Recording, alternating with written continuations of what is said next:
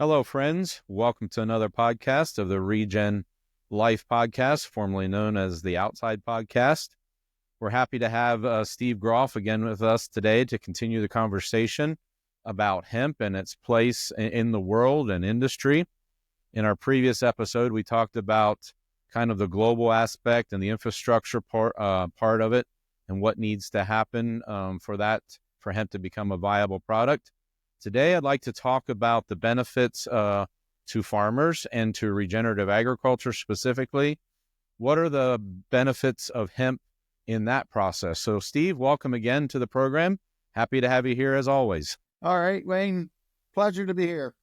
Nice to have you on. So let's talk about hemp again, but let's talk about it now from a regenerative aspect, from an environmental aspect, from a soil health, plant health aspect. What are the capabilities of hemp when it comes to regenerative agriculture? Well, first of all, Wayne, I'm going to say that I believe that hemp might be the best plant that God made for humanity and the planet. So let's start with that in mind. Okay, that's a pretty big, tall order there. Well, we've done a lot of work together on cover crops, so this is the next iteration of that. Is that what you're saying? Well, I don't think hemp is going to be a cover crop in the context of your cover crops use, but it does the soil health building capabilities while it's growing as a cash crop. But just to tag off a little bit on my bold statement there, with hemp, you have so many things that it can provide. And, it starts out with the medicinal side, with the fiber side, which includes all kinds of things, rope and all kinds of clothing and everything we can make. And even biofuels. There's just a tremendous amount of byproducts that can come out of hemp, the plant itself, and then the grain. The grain the grain in hemp has the best percentage of the two proteins, omega-3s, omega-6s of any grain that's out there. There's a lot of boxes that hemp checks off to be the best of. So that's why I make that statement. But then in the regenerative agricultural side of it, and for food, healthy food and all that, that whole, mindset that has begun to emerge here over the last 10 years or so, it just, again, checks a lot of those boxes. One of the things that hemp does is fast growing. Once it gets out of the ground, I might say that it's a little tough to get it out of the ground. Okay. That's the hardest thing about hemp, the biggest challenge with growing it.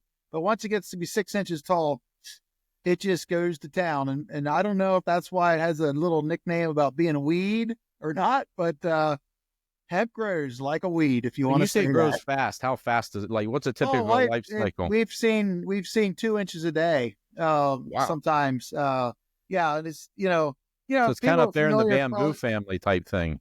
Yeah. People are familiar with corn, when it gets from knee high to shoulder high, it can grow about that fast as well. But it grows very rapidly once it really gets going. But the roots go deep. The roots are aggressive, and that's where you cover some of those cover crop traits. So haven't gone down. Matter of fact, they have used hemp to reclaim areas that have been contaminated. Chernobyl is one. All the radiation and all the junk that was in the soil around there, they actually used hemp. I'm not sure what they did with it after it grew, but they used it to clean up the soil. Today, there's very much interest in strip mine reclamation using hemp. And any areas like oil refineries or military bases, that's an active interest right now to help clean up the soil profile because it's such an aggressive rooter that goes down in the soil and pulls this stuff up. The bad stuff, I'll say. So you have that dynamic with the soil. And the other thing is, if you're growing it for fiber, the typical time to harvest is in August. So you have plenty of time now to get our cover crops planted. That's what I like about it. Yeah. And yes, all my hemp is no-till, and all of it has cover crops in the program. I'm still perfecting that, but yeah, it certainly can, again, fill in all the regenerative aspects. A couple things that people ask Number one, I did say it's not a good cover crop. One of the reasons it's not a good cover crop, you may not think about this, is remember it's a fiber crop. Remember those days, Wayne, we had sun hemp, which is like a distant cousin. And if that got too mature, the next year, the stems would wrap around anything that could wrap. Same with hemp. If you grow hemp for a cover crop and you go plant and you don't have perfectly round closing wheels, or a lot of guys have these spoke closing wheels now, it'll wrap. Trust me, I know. So this is one of the reasons why hemp does not make a good cover crop per se. So just wanted to clarify that. The other thing is, and people ask me about its use for potential like forage for animals to graze. And that has not really worked out. That's not its sweet spot. So I'm telling you a lot of good things, but I am telling you some of the limitations. So using it for grazing is not. Now, using the grain, growing the grain and putting that into feed rations, that's one of the best things you can do. It just got legalized to be used for chickens. I don't think it's quite over the hump yet, but it's going to be. You know, here's a maddening fact. Up until right now, you could send your 8-year-old into a health food store and they could go and buy hemp grain and bring it out to you, and then they could eat it. That's totally legal. But you could not feed that grain to your animals, your pets, or anything. That's illegal. Really? Yeah. Interesting. But it's just one of those weird things about how laws are tough to change sometimes. It's going to change, but the animal thing, the people who have been involved with the Hemp Feed Coalition deserve a lot of praise, because they spent a lot of education to try to convince lawmakers that this is not marijuana. The thing about it is, in grain, there is 0 THC in it. There's nothing in it. That's only in the leaves and in the stems and the buds and stuff.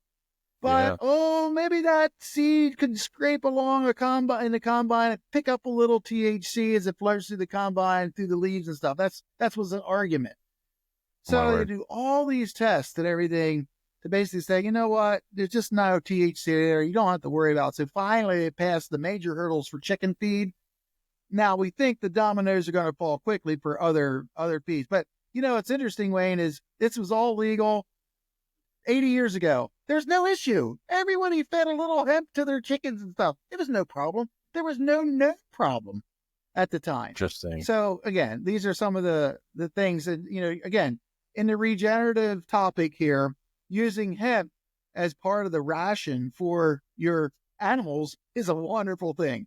Well, it's a healthy feed, right? Yeah. Like, it's very healthy. It's the nutrient content and the omega content. Yeah, we use hemp hearts. Hemp hearts is the center of a seed where they take the hull off.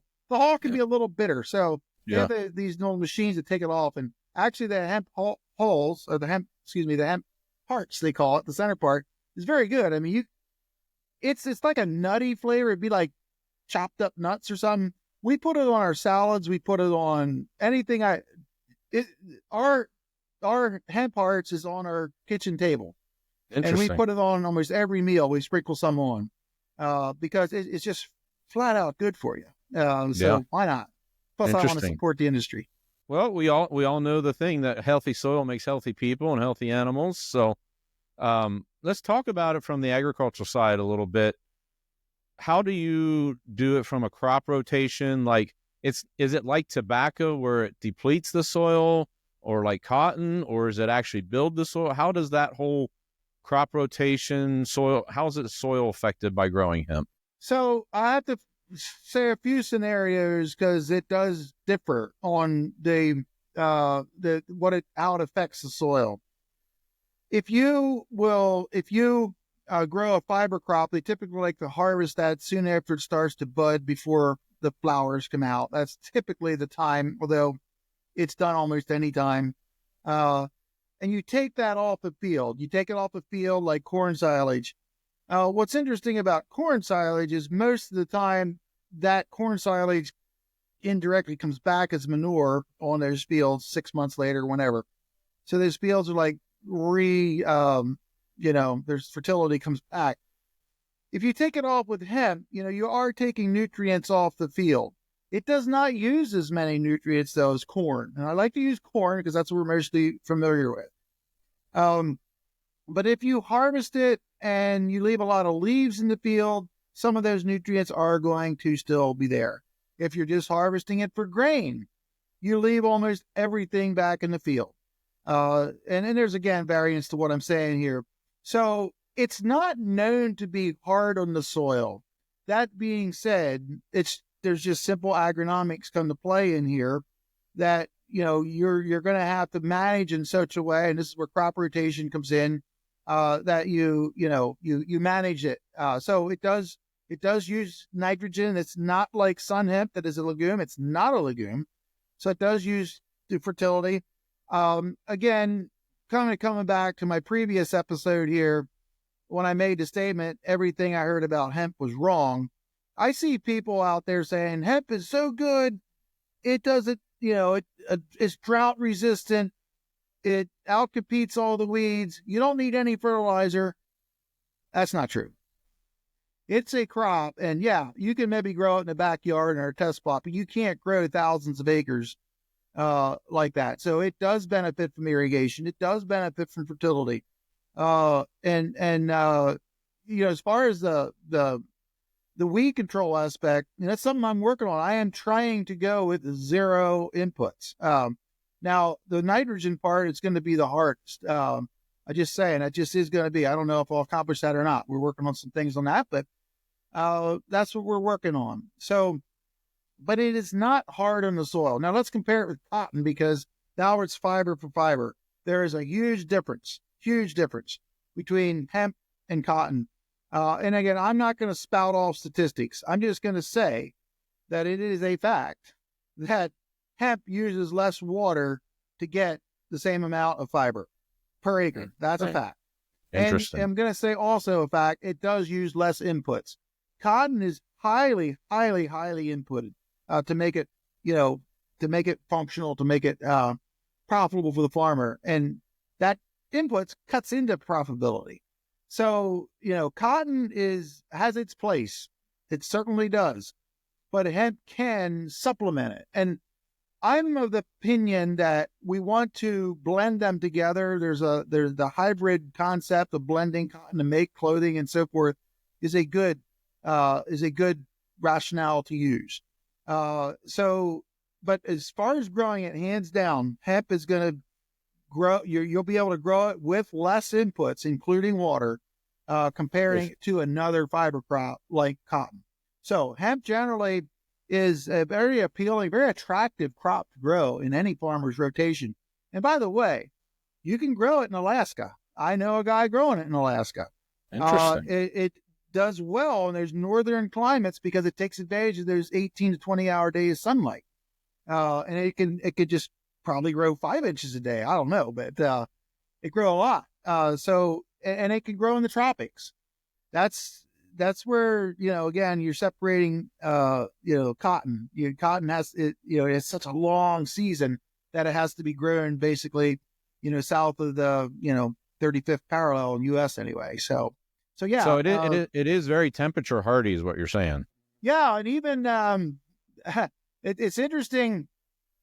One of the things that I'm playing with is when can we plant it in the spring? And we've pushed it really, really early, and I'm not prepared yet to say how early because I've been a long time researcher, and I think the older I get, the more careful the more careful I am about putting out things I see until I do it 3 years. It's a good rule of thumb, by the way. Yeah. And I get very annoyed at people, farmers, researchers who say, well, look, I did this 1 year, this new innovative thing, and it works so great. And a lot of it comes to do with cover crops, which I've experienced. I'm like, okay, tell me in 3 years how it's going to work. What you just did. You just got lucky. And that happens. And good, that's great. But we're pushing the date pretty early, I will tell you, for planting hemp. And that's one of the things that I'm trying to figure out, what works in my context here in southeastern Pennsylvania.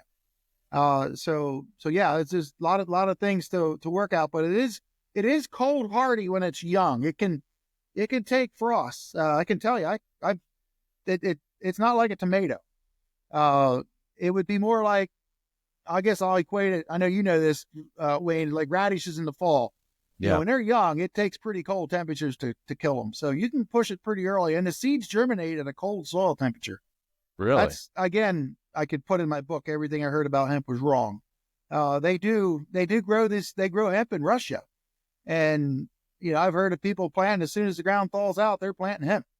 And then you hear other people say, oh, it gotta be 65 degrees and you can only put it, a half-inch deep. And, anyway, so there's just some of the things that are out there. And it does come back to, everybody listening to this podcast, context is so important. Yes. And you got to ground truth everything on your farm, in your region, because the varieties make a big difference. So, yeah, I know it's kind of a long-winded answer there, but. No, well, that's interesting. And I was just thinking about that because I'm working with a guy right now that's trying to get farmers to grow quinoa. Yeah. And it's a similar thing. It can grow in a lot of regions, but context really matters. Now, you talked about water usage, cotton using a lot more water. So I'm familiar with, and you are too, with the sorghum Sudan grass, and some of the millets are very drought tolerant and stuff like that. Where does hemp fall in the drought tolerant spectrum? You just brought up, and sun hemp too. I might as well add that. But yeah, they got very aggressive rooting systems in the summer. That's the key to this, making them drought tolerant, because they get down, they just go deeper and can find more water. So, but I'm going to tell you too, it's not like they're drought resistant. They're drought tolerant, not drought resistant. We had a dry spell this past year. We went six weeks without any rain, which is a long time for us in the East. Yeah. And it slowed them down. It did, no doubt it did. And I've known enough farmers now that people in dryland areas, generally, if they have water, they will use it to grow hemp. Yeah. And that's how it is in Montana here. We have a guy just east of us that grown some. That was a couple of years ago when the oil thing, the CBD thing was big. Yeah. And that was under pivot there, or flood irrigated. I forget. I think he had a pivot there, and it grew big. It was, that stuff was 5-6 foot tall. So yeah, I know it grows here. I just don't know if it works on dry land. Well, while we're talking about that, just an agronomic thing, I will say that hemp does not like wet conditions, like overly saturated. It does not do well. It will, if you have flat ground that just lays wet and you have a lot of rain, that will hurt it more than a dry weather. So it does favor dry side, because, if you have wet, saturated soils, don't grow it there. Now that being said, I just thought of something else, where hemp is being shown to help where the saline soils are, high salt buildups and stuff. Hemp is shown to be able to grow and tolerate salt concentrations. And I know out through the upper Midwest in your area, that's a big thing. And so this could be a crop, and I think I have to say it that way yet. This could be a crop to grow in those areas and actually grow it out. That's the thought behind it. So I know your neighbor to the north there, Bob Quinn, who a lot of people have heard about. He's growing hemp in the saline soils, and just met him when I was out in Montana last fall.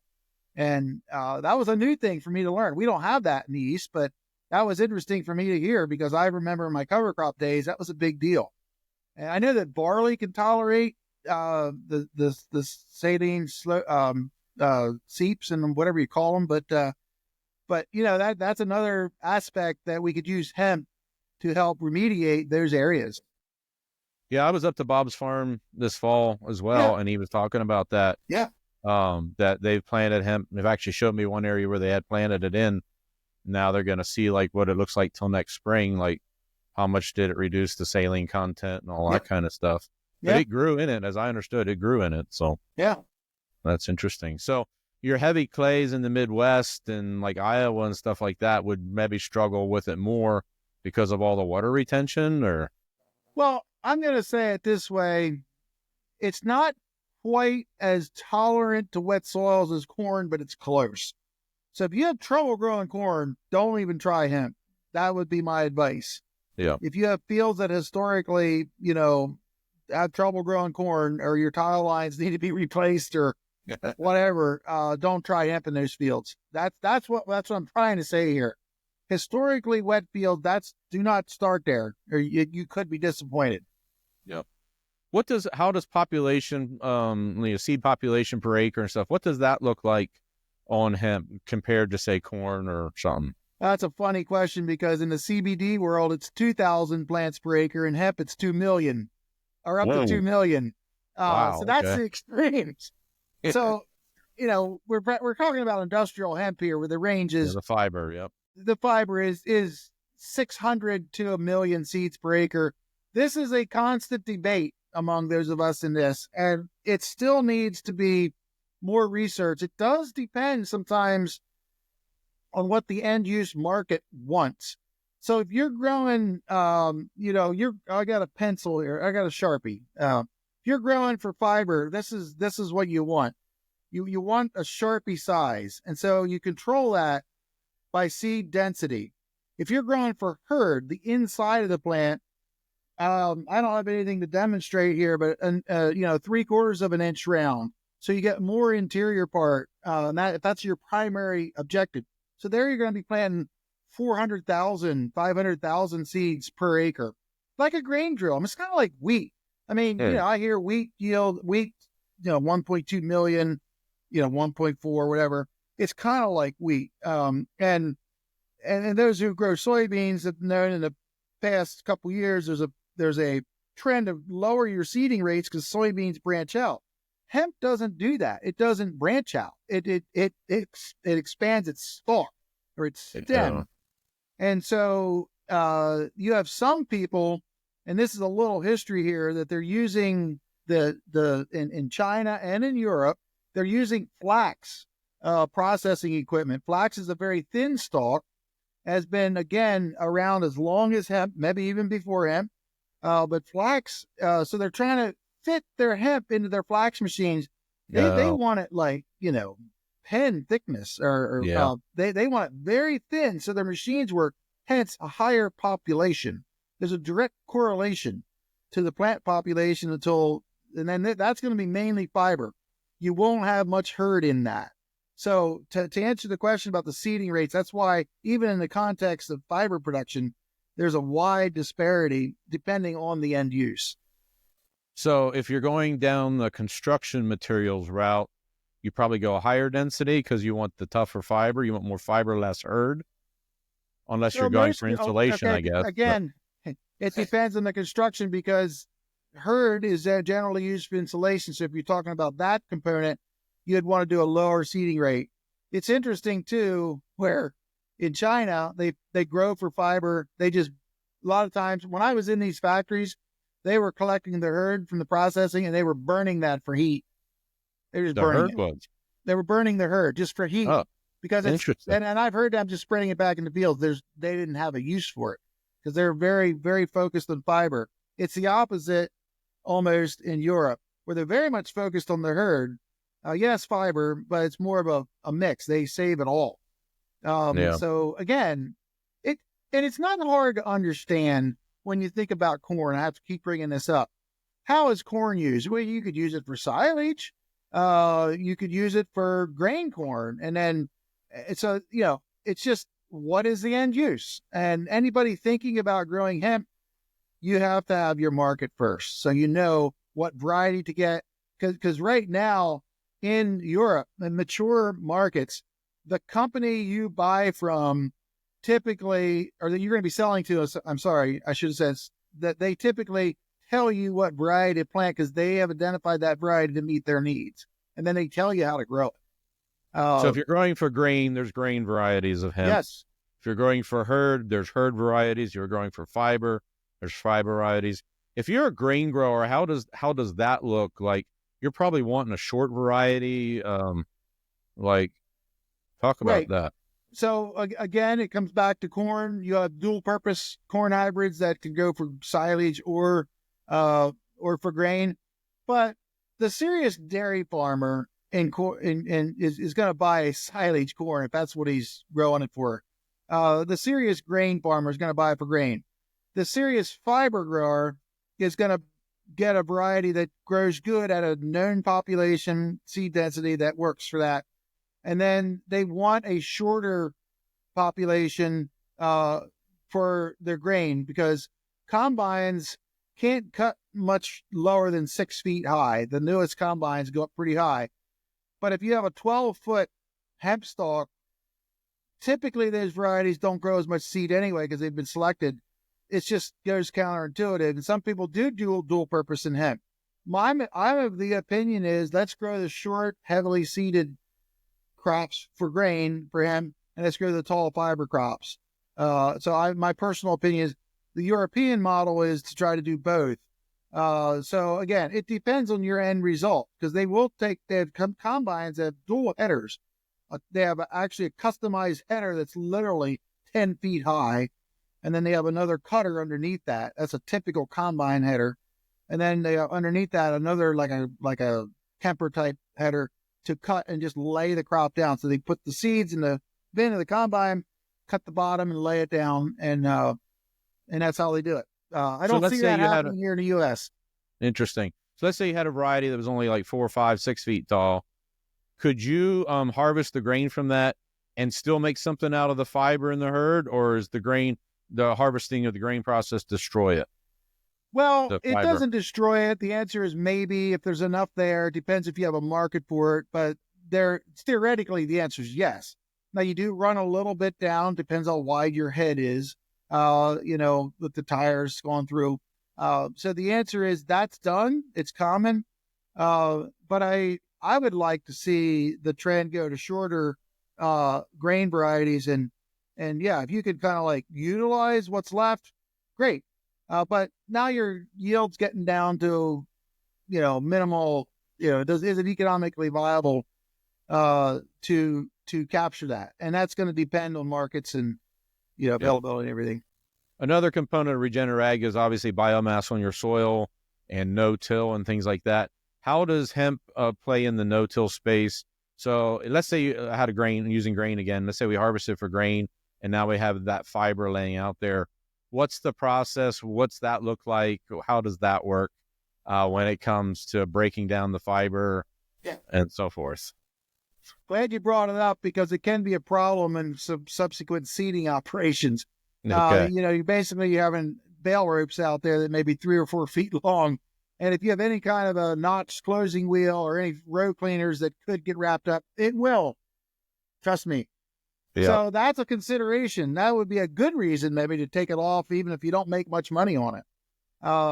But the other side of the coin, how does that affect soil quality? Well, it's always good to be able to recycle that. It's just going to take longer because of the high C to N ratio. Really wonder what that is in hemp. I never rye is like 75 to 1 or something. Yeah, it's probably way higher than 100 or something or more to 1. I don't know. That's a great question. I don't have the answer to, but I know it's a lot. It's going to take longer. I have on my highly biological active soils here, I can see hemp, a year later, but I won't see any cereal rye because they're very biologically active. But I can tell you, it's the last thing to be chewed up by the earthworms. Yeah. So, but you could speed that up or prevent the wrapping by stalk choppers and all that kind of stuff on combines and all that kind of stuff. Depends on your situation. You're right. Mm-hmm. Interesting. Yeah. No, we could talk about this for a while. We're running out of time here a little bit, but what again, just projecting a little bit, what do you see for the benefit for the farmer and the adoption rate of hemp? Like, let's just say I'm a farmer in the Midwest. I farm 1,000 acres. I'm interested in hemp. What would you tell me? Well, first of all, I would say learn all you can about it. And then once you feel like you're getting a handle of it, start talking to people, go to hemp conferences. Again, that is by far the most important thing you can do is learn all you can and then try to apply what you learn. You think what's going to work. And then there's no use planning until you have a market. So then identify a market. And, in your scenario, there are some processors opening up slowly but surely around the country. Yeah, we have one here in Montana, actually. Yeah. So we have that is coming on, but people who ask me that question right now, unless I know where they're at in the country, there's a processor in the area. I said, just wait. We're not ready. We're not ready yet. The industry is not ready to have, a lot of growth. So I don't want to dampen anybody's enthusiasm, but, you tell your farmer to learn all they can, go see the crop, go to field days, whatever you can do to learn. We had a field day here at my farm, which is over 200 people here, and we had people from 22 states, I think, and 3 countries. So it was such a good group that you meet people that you never would have met, and now you continue to talk and communicate. And so learn all you can, and then get your market, and then start small. Whatever small is to you, I always just define small as whatever you could afford to lose. That's Gotcha. Small to me. Whatever you can afford to lose. Sizing. Yeah. So there's my top 3. Yeah. And then where is the fiber going today that's being grown? Like there's some right here in Montana, you're growing fiber. What is that going for today? Yeah. So primarily United States fiber, I shouldn't say it this way. I'll say hemp is the herd is the most popular to market dynamic. Animal bedding is a big one. And then into as insulation. Now it's called hempcrete, not to be confused with concrete. Should be called hemp lime or something. It's like in the walls of houses. It is as good as any synthetic stuff out there. And now going through a lot of the processes of it, that's going to only increase. I feel so. A lot of that, the fibers, there's a lot of short fibers. There is some companies now making, when I say short fibers, that's technically less than 5 or 6 inches, depending who you talk to, like in the cotton size, just to get a scale of what that means.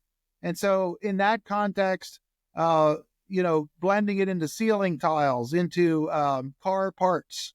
See, in Europe, even the top brand cars, BMW, and so forth, they are actually incorporating hemp already into their automobiles and the interior components of a car.